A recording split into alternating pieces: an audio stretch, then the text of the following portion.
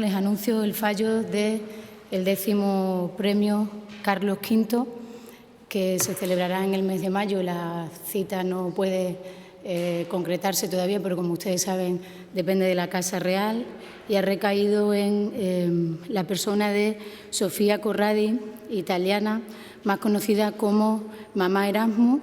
El programa Erasmus ha cambiado la vida de 2 millones de estudiantes europeos en los últimos 25 años y los intercambios Erasmus no solo han beneficiado al conjunto de los estudiantes europeos, sino también al personal docente y ha producido cambios enormemente positivos en la vida académica europea desde su creación. Por todo ello, es el 10º premio Carlos V, además la segunda vez que recae en una mujer. No obstante, mis compañeros de prensa le han pasado un dossier con una biografía más extensa del trabajo de esta profesora, que es sin duda merecedora del premio Carlos V y de los valores que entraña un premio como este, que quiere reconocer la construcción europea desde su creación.